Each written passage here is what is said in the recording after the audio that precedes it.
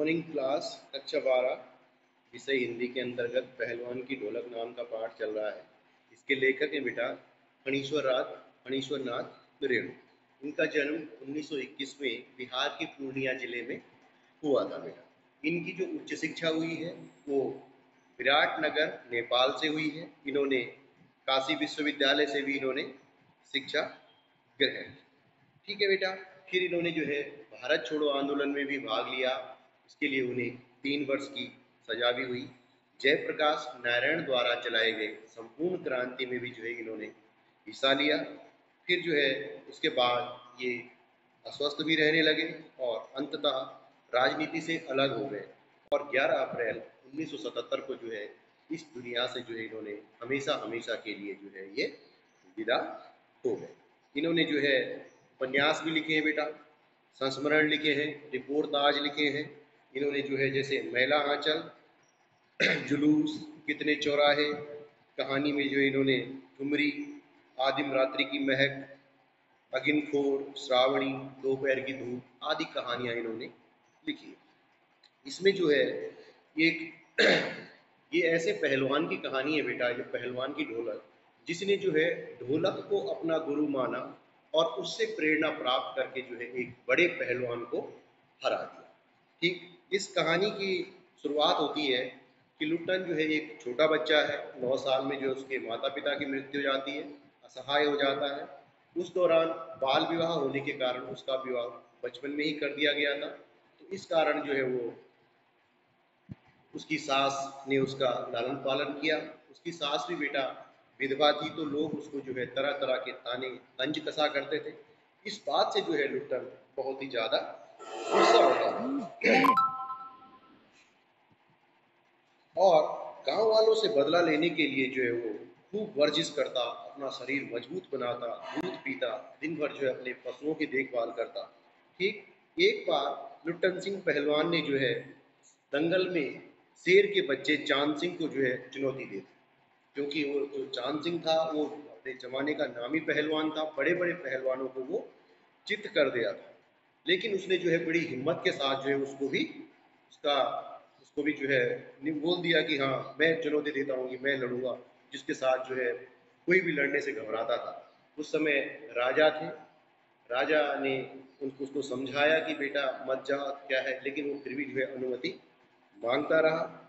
ठीक है, तो उसने राजा को यह तक कह दिया कि यदि आपकी आज्ञा नहीं मिली, अगर आपने मुझे सबने मना किया, उसे राजा ने भी मना किया कि मत लड़ो, सिपाहियों ने, सबने जितने भी थे सबने मना किया, जितने भी अधिकारी वहां पर थे सबने समझाया, लेकिन वो बिल्कुल नहीं माना। उसने राजा को कह दिया कि राजा साहब अगर आप मुझे आज्ञा नहीं देंगे तो मैं सर पत्थर पर पटक पटक कर मर जाऊंगा।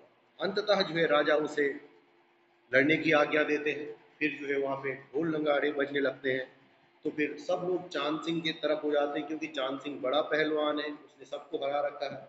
लुट्टन की ओर जो है कोई भी नहीं, सिर्फ जो है एक ढोल की आवाज़ थी जो लुट्टन को साफ साफ सुनाई दे रही थी।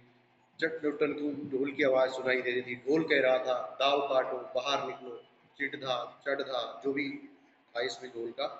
तो इस तरह से जो है उसने ढोल की आवाज़ को ही जो है उससे प्रेरणा प्राप्त की। सब लोग तो चांद सिंह के दीवाने थे, क्योंकि वो बड़ा पहलवान था। उसके बाद जब उसने देखा लुट्टन ने, तो उस ढोल की आवाज़ आपको सुना उसने, तो ढोल उसको ये महसूस किया, उसने ढोल से प्रेरणा ली कि जैसे ढोल मुझे कह रहा हो कि लुट्टन उठ, मार, पटक दे उसको, ढोल जो है मुझे मोटिवेट कर रहा है। तो उसने ढोल की आवाज़ से जो है साफ पड़ा था, वो कह रहा था कि दांव काटो, बाहर निकलो, मतलब उसने ढोल की आवाज़ से प्रेरणा ली। उसने ढोल को ही अपना गुरु मान लिया कि मेरा गुरु मुझे कह रहा है कि उठ जा और पटक दे इस पहलवान को। फिर चांद सिंह जो है लुट्टन चांद सिंह के नीचे से निकलकर उसकी चांद सिंह की गर्दन को दबोच लेता है और उसको पटक देता है। फिर ढोल की आवाज़ आती है दागिड़ दागिड़, यानी कि वाह रे बहादुर, मार दे, पटक दे इसको। ठीक, लुट्टन उसको हरा देता है। फिर राजा साहब उसको जो है अपने राज दरबार का पहलवान नियुक्त कर देते हैं। ठीक, फिर जो है सारे जगह पे जो है उसका दबदबा होने लगता है। कुछ दिनों बाद जो है वो बड़ा नामी पहलवान हो जाता है। उसको लेकिन शौक उसके बच्चों वाले, कभी मेले में जाता, लाल बच्चों का चश्मा पहन लेता, ऐसे कुछ जो है। फिर बेटों को भी जो है उसने सिखाया कि बेटा जो है वो अपने भारी भरकम शरीर का प्रदर्शन शुरू करता है। क्या करता है, जैसे भी कहीं जाता है तो उसको जो है मतलब बचपना है उसके अंदर, जैसे भी कहीं पे ढोल ढाल बजता तो वहीं पे जो है अपने शरीर को दिखाना शुरू कर देता है, अपनी जो मसल्स वगैरह जो उसने बनाई है उसको दिखाना शुरू कर देता है। फिर जो है उसके दो बेटे थे, उसको उनको भी जो है उसने पहलवानी सिखा रखी थी, लुट्टन ने सिखाई, वो भी जो है राज दरबार के पहलवान बन गए। फिर एक समय ऐसा आता है बेटा कि जब राजा का बेटा विदेश से पढ़ के घर आता है तो उसको जो है पहलवानी में कोई इंटरेस्ट नहीं होता पहले, क्योंकि प्राचीन समय के जो खेल थे राजा महाराजाओं का जो मनोरंजन के साधन होते थे उसमें क्या था, जैसे घोड़े की दौड़, शतरंज खेलना या तब कुश्ती करवाना, ये खेल होते थे। लेकिन अब नए नए खेल हैं, अब तो कई आप देखिए थे आजकल इंडोर आउटडोर कई सारे गेम्स हैं। तो राजा का बेटा जो है विदेश से आया था तो उसको जो है कुश्ती से कोई मतलब नहीं था, उसको जंगल का स्थान, अब क्या हो गया उसने जो है घोड़े की दौड़, ऐसे नए नए खेल जो है अपनाने शुरू कर दिए। फिर जो है लुट्टन को जो है राजमहल से निष्कासित कर दिया जाता है, क्योंकि राजा का बेटा जो है उसको बोलता है कि भाई आप पहलवानी की हमें कोई ज़रूरत नहीं है। फिर जो है वो गांव आ जाता है, अपने गांव में अपने गांव के लड़कों को कुश्ती सिखाने लगता है, लेकिन उससे जो है उसका गुजारा नहीं होता है। फिर जो है एक बार क्या होता है कि उस गांव में बहुत ज़्यादा महामारी फैल जाती है, महामारी के कारण जो है गांव में पूरा मृत्यु का तांडव शुरू हो जाता है। हर दिन गांव से जो है चार चार पाँच पाँच दस दस लाशें उठती है, आम बात हो जाती है, लोगों में जो है हाहाकार मचा हुआ है, लोग जो है बड़े परेशान हो रहे हैं।